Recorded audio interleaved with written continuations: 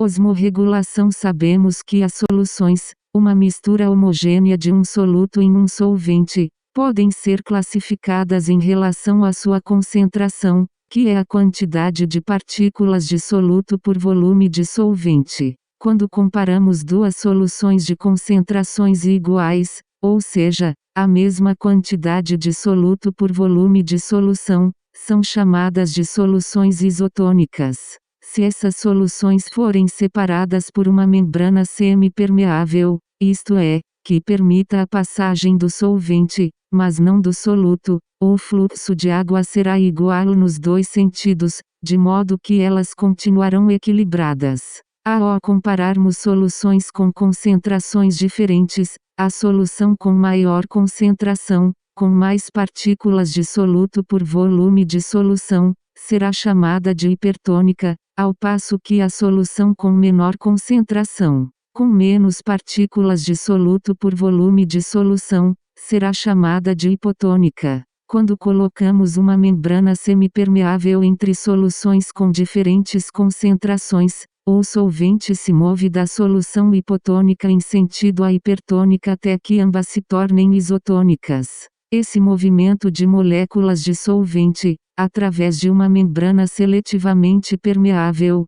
de uma área com menor concentração de soluto para uma área de maior concentração de soluto, é chamado de osmose. Os corpos dos seres vivos apresentam água e sais em sua composição. A manutenção de suas quantidades é muito importante para mantê-lo em bom funcionamento. A osmorregulação é o processo por meio do qual um ser vivo controla a quantidade de sais e água em seu corpo. Durante a osmorregulação, as células estão sujeitas a sofrer osmose. Nos seres vivos, o principal solvente é a água, e a membrana permeável é a membrana plasmática das células. Membrana semipermeável OH movimento moléculas em DEP isotônico hipotônico hipertônico esquema ilustrativo do processo de osmose, passagem de água de um meio menos concentrado para um meio mais concentrado. Esquema ilustrativo de hemácias em três tipos de solução, isotônica,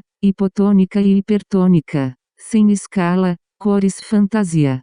Tipos de excreta e anatomia comparada. O metabolismo pode ser definido, de maneira sucinta, como o conjunto das reações químicas que ocorrem nas células, responsável pela manutenção do funcionamento do organismo. Durante o metabolismo, as células absorvem nutrientes, como, por exemplo, glicose, aminoácidos, vitaminas, sais minerais e oxigênio, que são transportados pelo sangue. Além de controlar o equilíbrio interno de sais e água, os processos de osmorregulação também são fundamentais para eliminar substâncias tóxicas do organismo. Como grande parte da dieta do ser humano é composta de proteína, as substâncias tóxicas mais comuns estão associadas ao metabolismo dessas substâncias. As proteínas desempenham importantes funções nos organismos vivos, pois fornecem material para a construção e manutenção de todos os sistemas,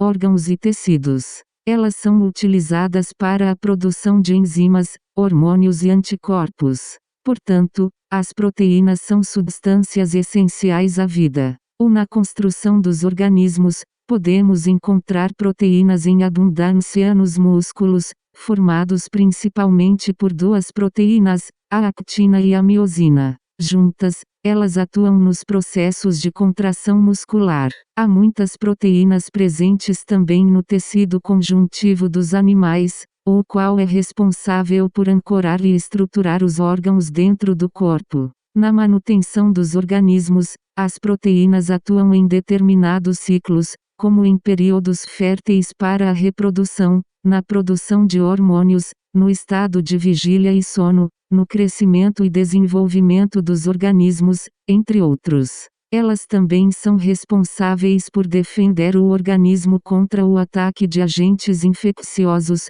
como vírus e bactérias. Além disso, possibilitam que as reações químicas que fazem parte dos processos vitais, sejam viáveis, atuando como enzimas que catalisam tais reações 9 excretas nitrogenadas ao utilizar os nutrientes, após as reações químicas metabólicas. Ocorre libração de resíduos, denominados, genericamente, de excretas. No processo da quebra das proteínas, são liberados os aminoácidos e alguns subprodutos, como excretas nitrogenadas, resíduos que contêm nitrogênio e que são tóxicos em quantidades elevadas. As excretas devem ser eliminadas a fim de permitir o equilíbrio interno do organismo. Os animais produzem 3 tipos de excretas nitrogenadas: amônia, ureia e ácido úrico. Eles são denominados de acordo com a substância nitrogenada que excretam, podendo ser amoniotéricos, ureotéricos e uricotélicos. A amônia é extremamente tóxica para os seres vivos. Para ser eliminada, é necessária grande quantidade de água. Dessa forma, os ambientes aquáticos propiciam água suficiente para a eliminação da amônia, sendo um tipo de excreta que ocorre apenas nos organismos aquáticos. Como muitos invertebrados e peixes ósseos, os animais terrestres metabolizam a amônia transformando-a em ureja. Nesse processo há gasto energético, porém a ureia é uma substância menos tóxica, podendo ser armazenada dentro do organismo diurno, e determinado período. Além disso, necessita de menos água para ser eliminada. Esse é o tipo de excreta característica de mamíferos, peixes cartilaginosos e anfíbios. Alguns animais terrestres transformam a ureia em ácido úrico, também com consumo de energia. A compensação para tal gasto energético deve-se ao fato de o ácido úrico ser a substância menos tóxica entre as nas excretas e poder ser excretado praticamente sem que haja uso de assim ele é eliminado juntamente com as fezes, na forma de uma e de alguns répteis. Basta observar as excretas de uma ave para no pasta esbranquiçada. Esse é o tipo principal de excreta dos insetos, dastar a presença do ácido úrico. Anatomia comparada dos animais. Os animais apresentam diferentes mecanismos e estruturas capazes de atuar na regulação da concentração de água e substâncias do corpo. Veja o infográfico a seguir. Cavidade gastrovascular Oinus 1. As esponjas e os conidários, organismos mais simples, são uma exceção, pois não têm estruturas especializadas, controlando as concentrações internas por meio de suas superfícies corporais, processo chamado de simples difusão. Nesse processo, as excretas produzidas no metabolismo são lançadas diretamente no meio pelas células. Mesogleia, poro, gastroderme, epiderme, porócitos, epiderme, tentáculos, boca, célula flama, sítios da célula flama, canal excretor 2.